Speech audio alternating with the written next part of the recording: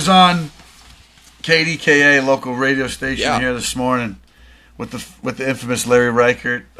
He was helping me talk Buccos baseball and really promoting Grilli Palooza, which is cool, man, because I got this girl. We're talking about strikeouts. What better way to do it than use a name, image, and likeness? I was asked to help raise some money for Team Lena, 11-year-old girl with cystic fibrosis, horrible disease. I'm learning more about it, and you and I have probably breathed in and out 100 times laughing. And already on this episode. Some people that have that disease, right, and sometimes these poor people that have that to deal with every day, you know, we take things for granted, and these people, you know, trying to breathe through lungs that kind of turn into a stone, man. It's sad.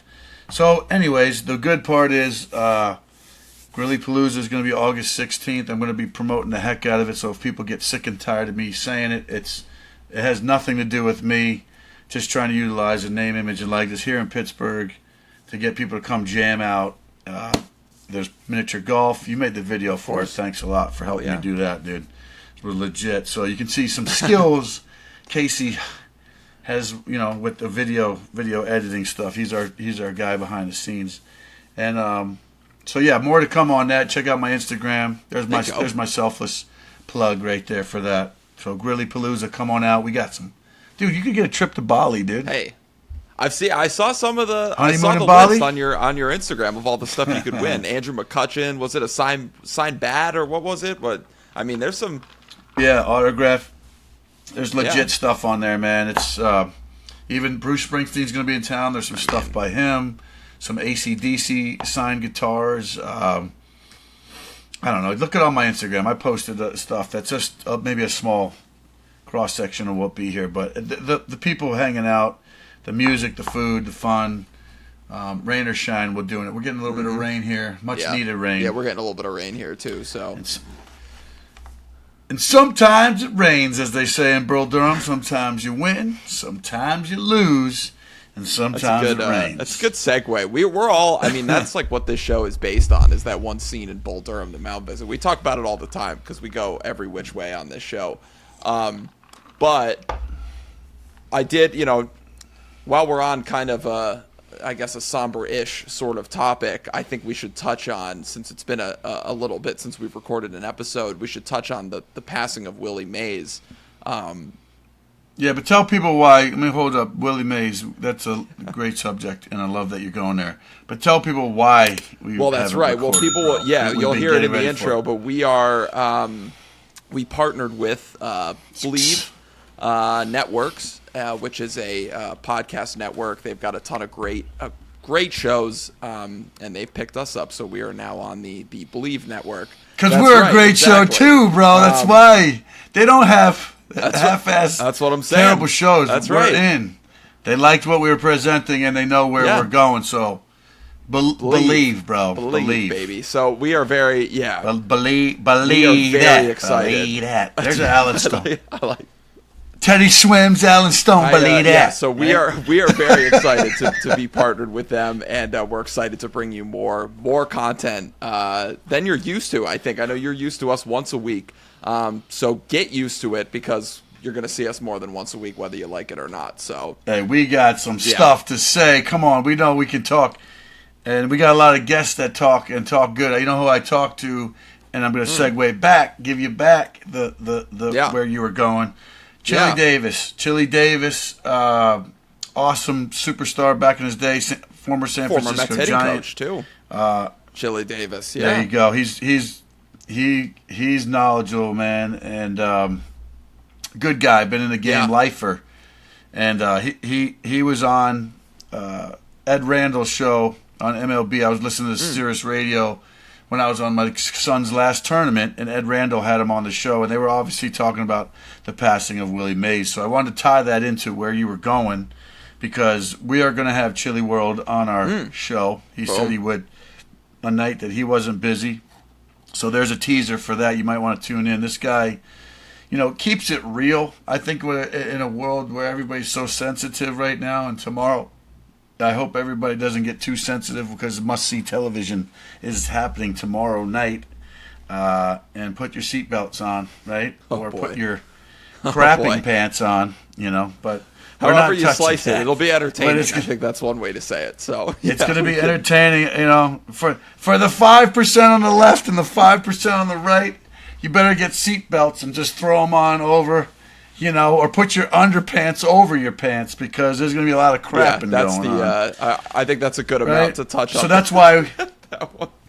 But that's why we love sports entertainment, to forget about all this other nonsense of this world that we're living in, man. But listen, man, we're 21 games away from a 100. But speaking of 100, go back to Willie Mays, man. We cannot shoot over that guy, San Francisco Giant legend. Yeah, I mean, I think so.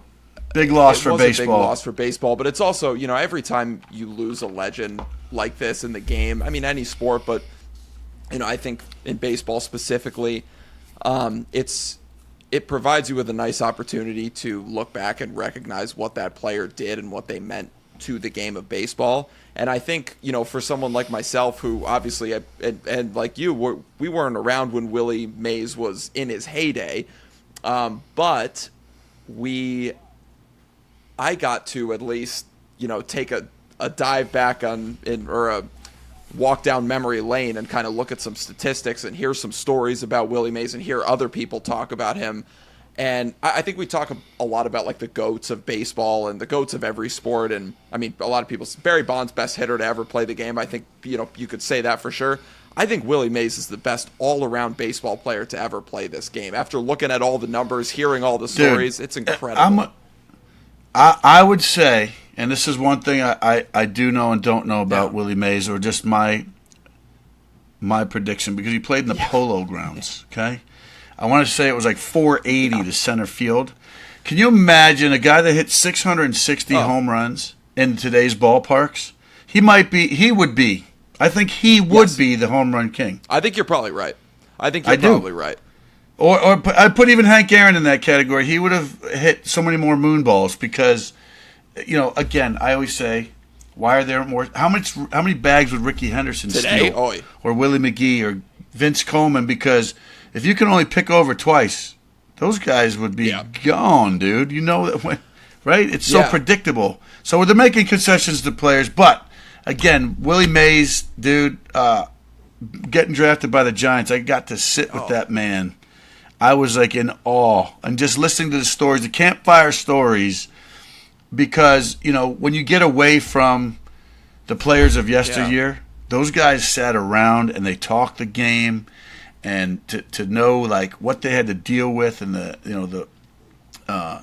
Negro League players and the black players in today's game, and how they broke through. Willie being one of them. Making the mark that he did and still being able to thrive is a testament to just as a person, and just hearing the legacy that he's left. I can't wait. Just the stories I got to listen to, like I said, on Ed Randall's show on Sirius XM with Chili Davis, and he brought on several former teammates and guys that pitched against them, just to hear what the memories and the stories, and I hope, because when I listen to my dad in the era of like those guys that they sat around, and it's like, God, how did they remember every pitch? Because there wasn't so many distractions. It's almost like going with, how did these people, are these stories in the Bible real? Why do they all line up? These people could recite. There was no television. There was no Instagram. There was no this, squirrel mentality. It was a calmer, much more subdued time that, you could remember things because you took the time to speak to people, to remember things, to write things down, and to learn them. Oh yeah, I heard you got a little rain there. Yeah, it's coming in hot, but I don't think the Buccos would be playing if they were in town. That's for sure. I agree with everything you're saying, and I think the numbers obviously speak for themselves, like you said, and it's a 24-time All-Star, somehow only won 2 MVP awards over the course of his career, which I find crazy. But the interesting thing too to note is you mentioned Ricky Henderson and how many bases would he steal today, and it's always fun to compare that sort of thing. But I think one of the specific things that I heard about Willie Mays in particular that, I didn't necessarily know was how good of a base runner he was. People talk about, Ricky Henderson stealing a lot of bases. He just ran. Like, I'm not saying he wasn't a good base stealer, but Willie Mays was a phenomenal base runner. And that was one of the interesting things that I took away from hearing from all the stories that I heard about Willie Mays. But I think one of the fascinating things that I saw was, Willie Mays also, took a year off, went to war in 1953. Sure. Well, that's 2 years, 2 years. just about. I think he missed 2 like years. half of 1952 or most of 1952, and then 1953. So there's another unbelievable. Yeah. That's what I said. That era of people, right? You talk about just what they were on the field. Yogi Berra off the field, like these people were legends because they were doing so much, wearing so many different hats. The leadership. Well, and the funny thing is that was in the midst of a. He hit. I think his next year, if I'm remembering correctly, look it up here. 41 home runs and then 51 home runs were his next 2 seasons. So this was like right at the beginning of his prime. That probably adds another 100 home runs onto his all-time total if he doesn't go easy. That's what I said. And go to war. So it's an insane thing to think about. And I think another interesting thing too is he was a 12-time Gold Glove Award winner. But I believe he started winning Gold Gloves, I think it was 3 or 4 years after he came in. They started giving out Gold Gloves, I should say, 5 years after his career started. So he should have. People said that too. They were like, he would have won a Gold Glove award every single year he played the game. So, dude, what is it, 24 All-Star games too? Like 24. Yeah. That's like your whole career and All-Star. So they said too. And again, I really was impressed with the content that Ed Randall brought, and Ed's a friend of mine too. We should have him on the show because he's a legend. Been doing broadcasting for quite some time. Just a beautiful human being. Now I just lost my train of thought of what I was going with. You were just talking about all the stories that they shared. No, just the stories that they just the way they spoke about him. But again, I know what it was. Sorry, this rain is beating down. You're complimenting him on the base running, but him tracking down balls, right? Because there's an infamous catch, the catch in center field. A lot of people fast forward to Ken Griffey Jr.'s many catches, but. A guy that you sit there is like, okay, look at Michael Jordan and the phasing into Kobe Bryant dunks and stuff like that, the prodigies and the style that you're used to. And these are people that are just the category of their own. But when you talk about their athletic abilities, as well as their leadership, that's what I was going for.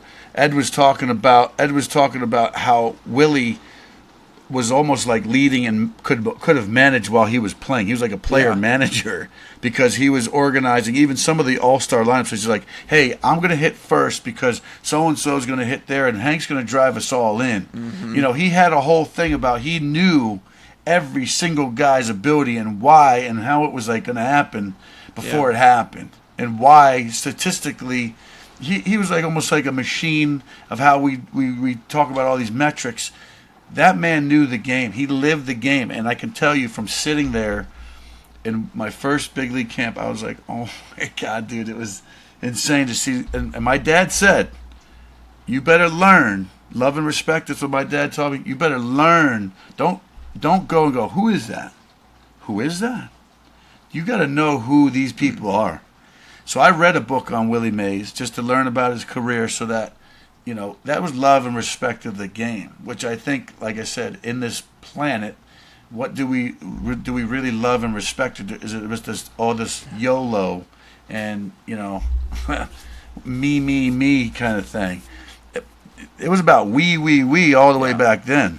If you weren't in it to win it, it was like get the heck out, Whereas there's a lot of individualism, maybe so more now, because it's like, when a team loses, obviously you're just like, well, I'm going to focus on my stats, maybe get out of here. So, again, I'm not knocking anybody or anything. I just know it was a different time, a different era. The story of the game and how it was cherished. Like, we always look at that nostalgic thing.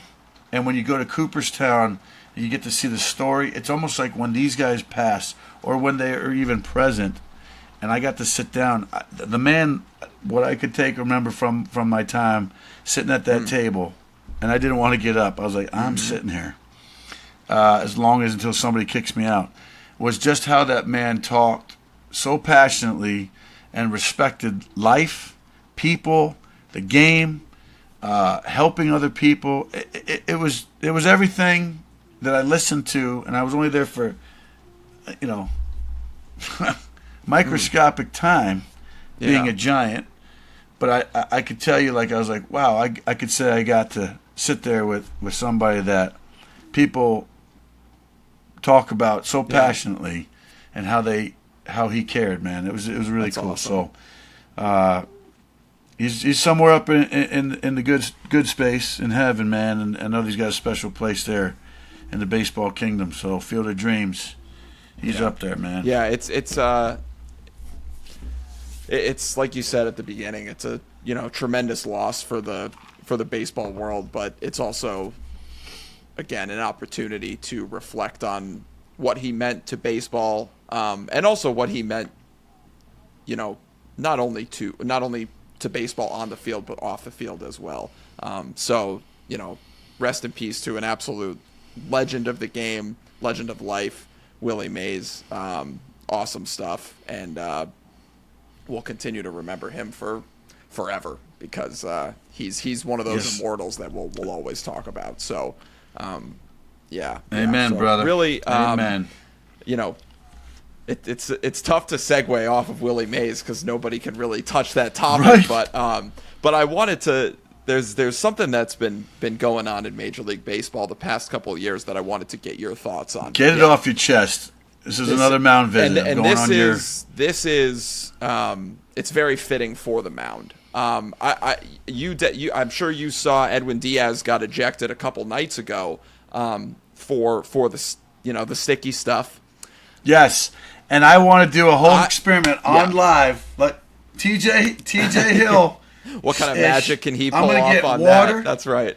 I'm gonna get water. I'll get towels, everything, and I will show you how dark I can make my hand from two substances: water and rosin, and I will make my hand black. I love that. And I will make this hand black and sticky, so it'll look like pine tar, but it could be a mixture of dirt, rosin. Yeah. Right, and the dirt is on the mound, exactly. So the white powder. Yeah. Right, and so these guys got to understand, man. These guys, I would love to see a gymnast, right? Yeah.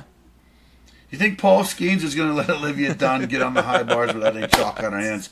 I don't think so.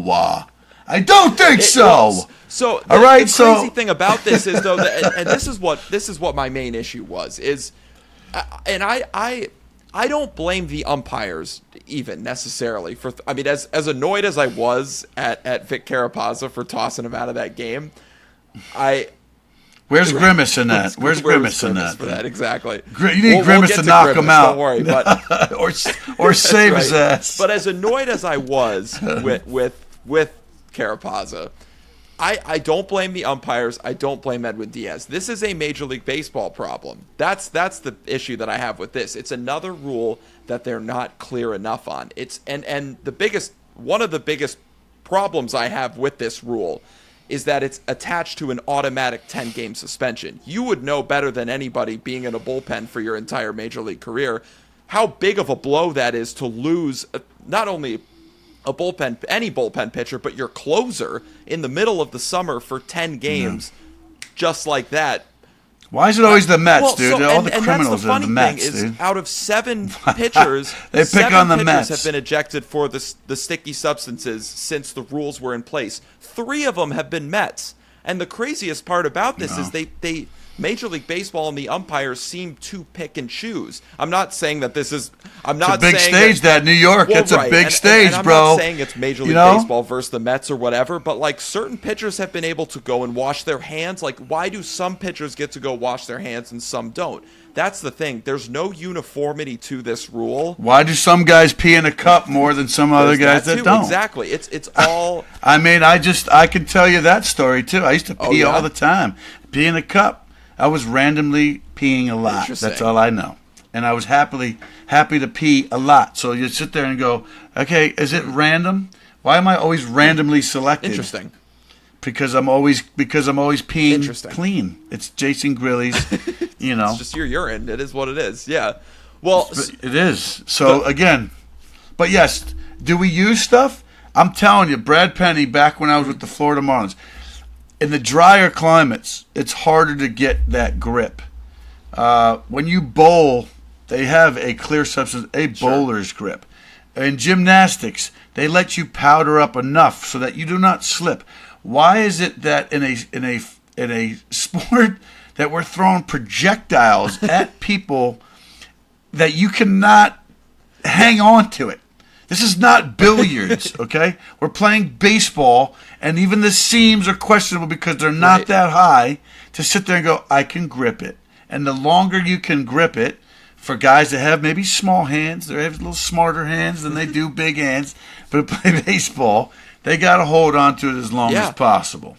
So I make a substance that is legal. I mean, people make a big deal about when he's spinning the ball. Well, yeah, it's called a curveball. Well, it's also like you talk about give me a substance that's legal. That's what rosin is. And according to Edwin Diaz, now obviously you're taking his word for it. He said, I didn't do anything differently than what I normally do. I have rosin, I sweat, so I got a little bit of sweat. That's where I get the grip from. I get a little bit of dirt, exactly like you just said. And people are like, well, then why was... Yes, guys grab dirt, guys grab rubber. The rosin bag is not completely white like your pillow. Okay? I think that's what people expect. If we have a pillow out there, okay, then set up a little table for the little rosin baggie to fit underneath, right? But let's go, my biggest issue too is, and I think it's funny that this is one of the times that they have the crew chief give an actual explanation or a statement after the game, and he heard Edwin Diaz's comments where Diaz said no, it was just pine tar or not pine tar, excuse me. He said it was just rosin and sweat, and I got a little dirt on my hands. And Carapazza said that's not what it was. It was very sticky. I felt that before. Now my issue with that is, if that's what it is, then what was it? Why is Major League Baseball? Why are they not taking samples of it? Why are they not taking his glove and saying, "Hey, let's look at it"? We did samples. You know what I mean? Have you been swabbed before?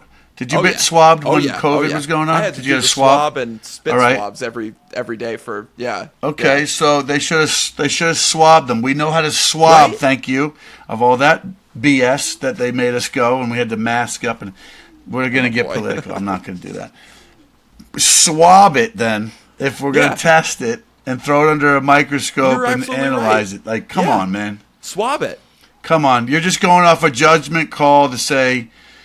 That's where I sit there and I go, where's the baseball sense? Where is the common sense? Where's the rationality? And I am a pitcher. I will defend that. I think it's out of character. I'm not saying guys don't use the sunscreen or if they grab a little pine tar.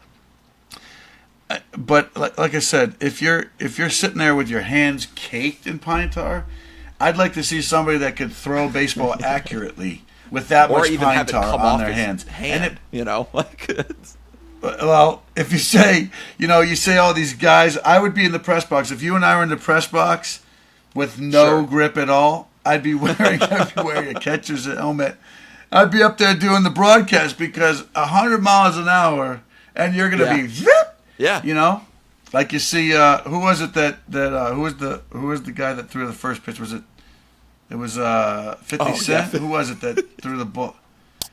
It was gonna be like 50 Cent. Well, and it's a good. Bro. I mean, you would know this better than anybody. That the mud that they rub on it, that has no grip, right? It's just like it could turn. So in Denver, they kept it in a humidor and all that because it turns into powder. It turns into like dusty powder, the dryness, it's dry, and in drier climates, guys trying to lick to get something on your fingers, man. There's just something to go, I'm trying to throw this 95 on the black because my job depends on it.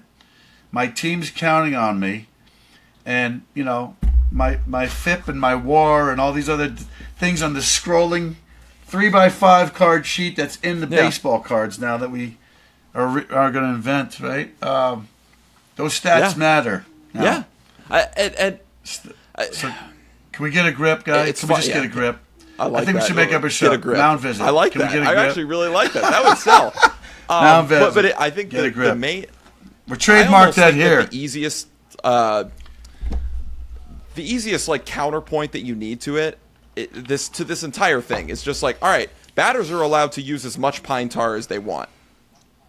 The batter, like, it's just as important to grip the bat as it is to grip the ball. So why can't pitchers have something to grip the ball? Here's the thing. This may or may not be relevant in the context of what we're talking about, but I'm going to give a thing where this is what happens when you're trying to win. And I'm bringing it all the way down to 11U. Okay? So I don't even I'm not a coach, even though I'm coaching. Sure. I help. I'm just in the background. I'm there to help assist. So, these kids using portable turf mounds, which, these kids are allowed to steal now at 11U. And they can't even pick over, right? Because falling off the mound, it's a oh boy, it's a whole nother thing. But this game that I was watching, I'm like looking at the mound, and it's about 1.5 feet. If you're at home plate and you're looking, the umpire, you're looking from that point of view, from the catcher's view. The pitcher's mound was 1.5 feet over towards first base. Okay, so I just said, hey, can I just get a look-see? I said, that mound's a little off, I just was kind of like, I think the mound's off. You might want to check it. Because my guy was still throwing strikes, but he was struggling. I said, hey, Tom, we were out in the field, and my squad, the team that I'm helping. And so I go, Tom, I pull the mound over about 1.5 feet. I look, and I go, is that right? Did you guys see that right? Umpire, do you see that right? I just want to make sure you're cool with this. Yeah. The third base coach, this is my point. The third base coach on the other team's yelling at me, hey, that stuff is the middle of an inning. I'm sorry, do you want to put third base over at first? Does that make you feel comfortable? I said, your pitchers are going to have to throw from the same spot. What are we doing here? This is what we're trying. Yeah. They're 11. We're trying to keep my point, where this ties in for me and how my brain works on a mound visit is why are we trying that hard to make it harder for a game that's supposed to be like, I'm not going to watch a Mike Tyson fight a Sugar Ray Leonard because they're two different weight classes. I'm not going to try to make a game difficult for one side and the levels of, it's unfair. Right.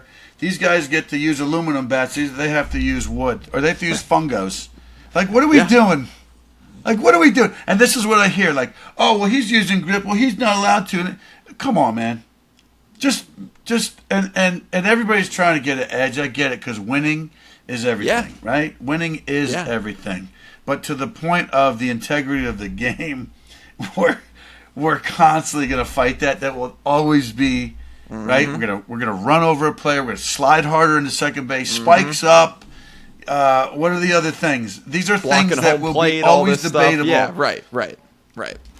There's no crying in baseball. Frick, yes, there is. It's every day. It's every day. People are complaining. This guy made the wrong call.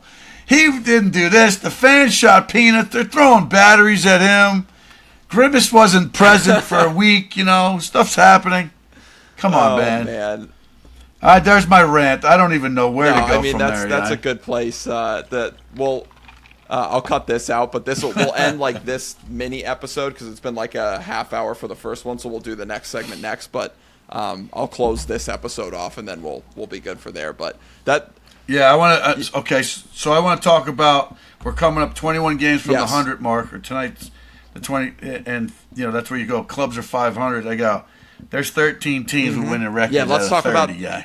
Next one, yeah, perfect. Going into the All-Star break. That's and all perfect. That. Right. Perfect. So I'll close this one out. Yeah, that's a good place to call it on this one. But we really hope you enjoyed our first episode here, back from a little hiatus. Our first episode with BLEAV Productions.